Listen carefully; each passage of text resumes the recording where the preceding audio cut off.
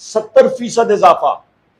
आपका दूध 1 लीटर आपका 2022 में 116 रुपए 63 पैसे आज पर लीटर, और आज तकरीबन 200 रुपए पर लीटर पे पहुंच गया, 70% इजाफा।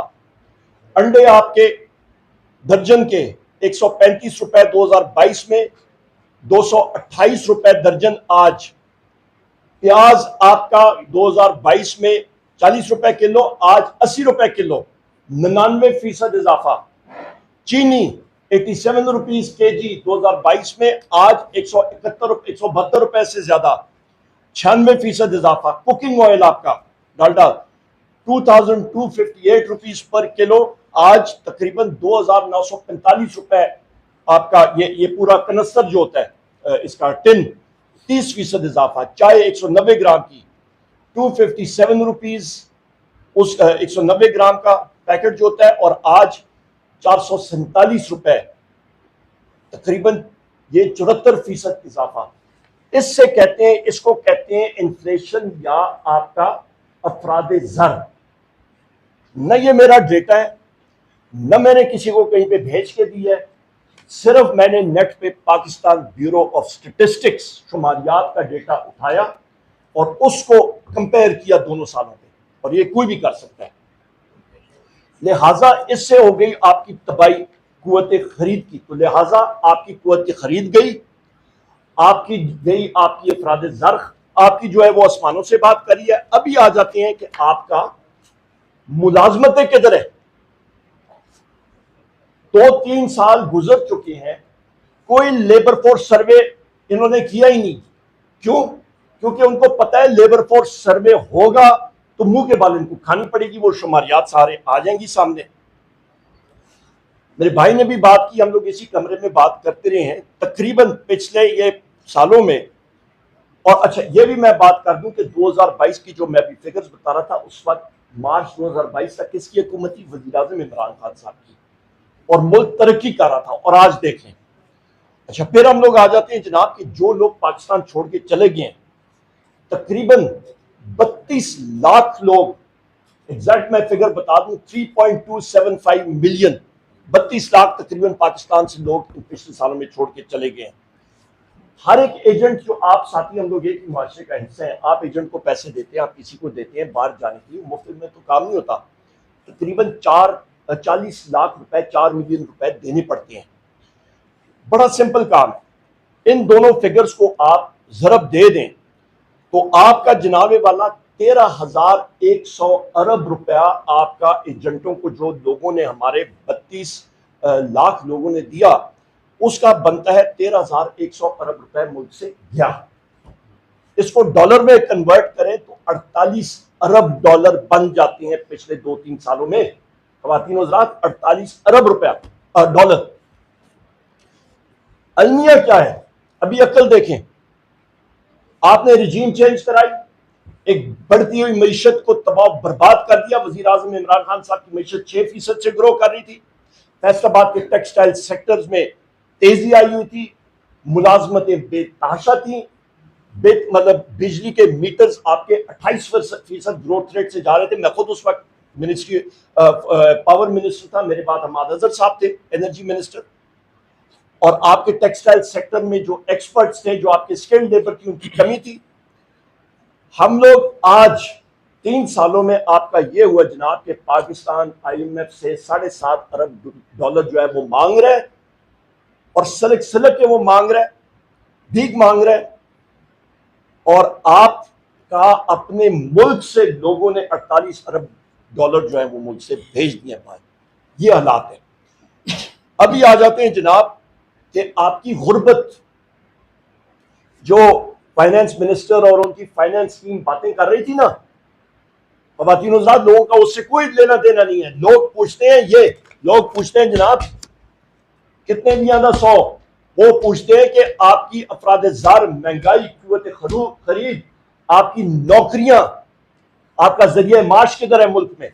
सिफर।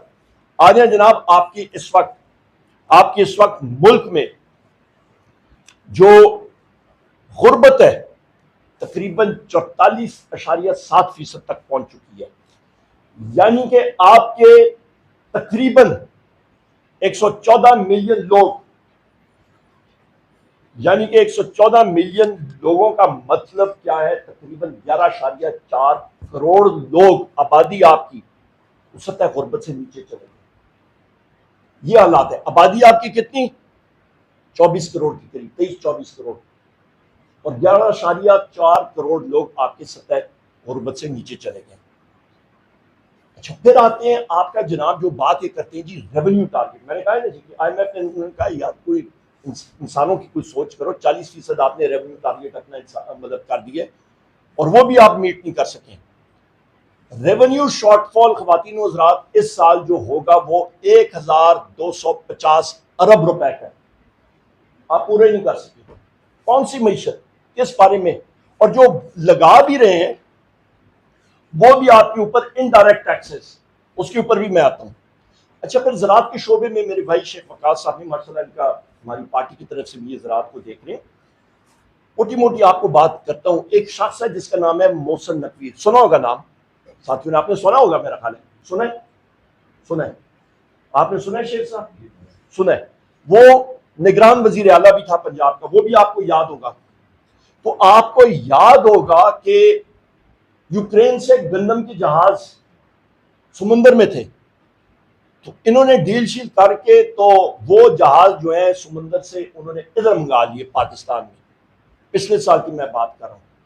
वो जहाज जब पाकिस्तान में इधर आए 450 अरब रुपए का टीका लगा, और वो किसको लगा? पंजाब के काश्तकारों को, मेरे इन भाइयों को। हम केपी वाले फिर भी बच रहे हैं, पर सीधा सीधा वो स्टीरॉयड का टीका जो है मोहसिन नकवी साहब ने और इनके सारे हवालियों ने और बाकी लोगों ने वो पंजाब के काश्तकारों को लगा दिया। हुआ क्या? गंदम उन्होंने कहा जी जो हम लोग इंपोर्ट कर रहे हैं, जो यूक्रेन का वो गोलों की उसमें मुश्क होती थी, बदबू होती थी, वो गंदम जो है वो मार्केट में, और जो पाकिस्तान की ताजा बेहतरीन गंदम थी वो उन्होंने ली नहीं, वो उधर ही आपके काश्तकारों के पास। इसका अच्छा, फिर उन्होंने इंक्वायरी उसकी की, और इंक्वायरी खुद ही अपने लोगों से इंक्वायरी की और उसको रफू दफू कर दिया।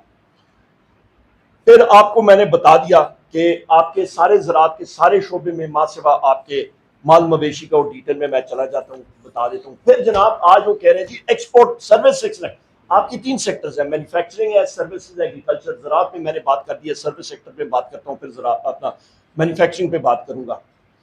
आपका सर्विसेज सेक्टर में कहते हैं जी IT में बड़ा इजाफा हुआ। IT को याद करते हैं, और भाईजान IT में आपका जो फिक्स टैक्स रिजीम है उसके बारे में मुबीन साहब माशाल्लाह बड़े मेरे मेहनती भाई हैं फाइनेंस कमेटी में। ये हमारे साथी मुबीन जट साहब और उसामा मिल्ला साहब बहुत बेहतरीन काम करते हैं हमारी पार्टी में भी, और ये डिटेल में आपको टैक्सेस के हवाले से भी बताएंगे कि जो आपका फिक्स टैक्स रिजीम है उसमें टैक्स, जो आपके टेक्सटाइल के लोग हैं और बाकी भी उन्होंने अपनी कंपनीज बनाई हैं, और वो उस सूरत में उस विंडो को अवेल करके तो दिखा रहे हैं कि एक्सपोर्ट जाएगी, कोई नहीं। फिर आप जाते हैं जनाब large scale manufacturing. Large scale बड़े शोबे की जो सनत है वो -1.5%, यानी कि आपकी सनत बड़ी नहीं है, सिफर भी नहीं है, मनफी है। जब आपकी बड़ी सनतें आपकी मनफी होती हैं तो छोटी सनत कहां पे बढ़ेगी? मुझे ये बता दें। आपका कंस्ट्रक्शन का सेक्टर जब उसका भट्टा ठप हो जाता